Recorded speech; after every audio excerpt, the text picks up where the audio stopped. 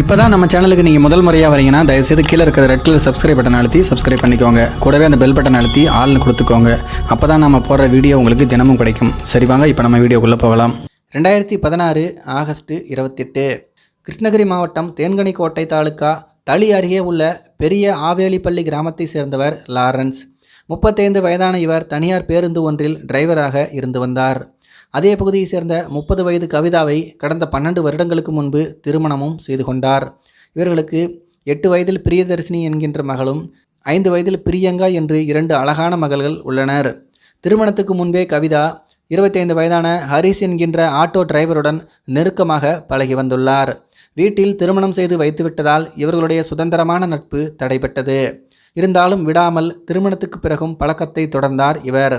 கணவர் இல்லாத சமயம் பார்த்து 2 பேரும் அடிக்கடி கூடி பேசிக்கொண்டனர்.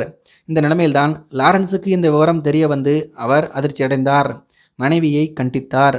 ஆனாலும் முழுமையாக அவர் மனைவியை திட்ட முடியவில்லை, அடக்கவும் முடியவில்லை. காரணம் அவரிடம் இருந்த குடிப்பழக்கம். தினசரி குடிக்காவிட்டால் லாரன்ஸுக்கு தூக்கம் வராது. கணவர் அடிக்கடி இப்படி குடித்துவிட்டு வீட்டுக்கு வருவதால் இந்த பெண்ணுக்கு தேவையான சுகத்தை அந்த கணவரால் கொடுக்க முடியவில்லை. மேலும் கணவர் அடிக்கடி தொந்தரவு செய்து வந்ததால் அவரை தீர்த்து கட்ட முடிவு செய்தார் கவிதா. இதற்கு ஹரிஸும் சம்மதித்தார். இதனைத் தொடர்ந்து கணவர் லாரன்ஸ் வாங்கி வைத்திருந்த மதுபாட்டிலில் அளவுக்கு அதிகமாக தூக்க மாத்திரைகளை கலந்திருக்கிறார் இந்த பெண். அதை குடித்த லாரன்ஸ் மயங்கி விழுந்தார். பின்னர் தன்னுடைய காதலன் ஹரிஸ் உதவியுடன் சேர்ந்து கணவர் லாரன்ஸை தலையணையால் முகத்தை அமுக்கி கொலை செய்தார்.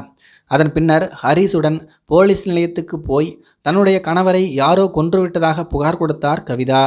பதறி அடித்து ஓடி வந்த லாரன்ஸின் பெற்றோர் தங்களுடைய மருமகள் மீது சந்தேகம் இருப்பதாக சொல்லவே போலீசார் முறைப்படி கவிதாவையும் ஹரிஸையும் விசாரித்தனர்.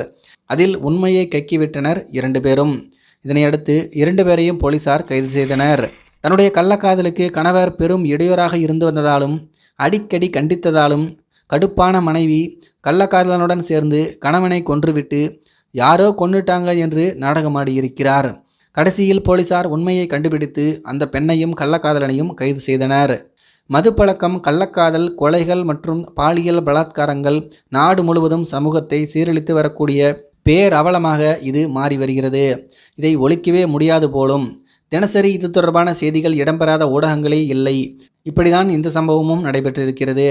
ஒரு பெண் தன்னுடைய கள்ளக்காதலனுடன் சேர்ந்து கட்டிய கணவனை கொடூரமாக கொலை செய்துவிட்டு கூலாக போலீஸ் ஸ்டேஷனுக்கு போய் யாரோ கொன்னுட்டாங்க எஜமான் என்று புகாரும் கொடுத்துள்ளார். கடைசியில் இருவரும் கைது செய்யப்பட்டு தற்போது களி தின்பதற்காக சிறைக்கு அனுப்பி வைக்கப்பட்டுள்ளனர். இந்த சம்பவத்தை பற்றி உங்களுடைய கருத்துக்கள் என்ன அப்படிங்கிறது கீழே இருக்கிற கம்பாஸில் தெரியப்படுத்துங்க. மேலும் இது போன்ற வீடியோக்களை பார்க்க நம்முடைய சேனலை சப்ஸ்கிரைப் பண்ணிக்கோங்க. நன்றி, வணக்கம்.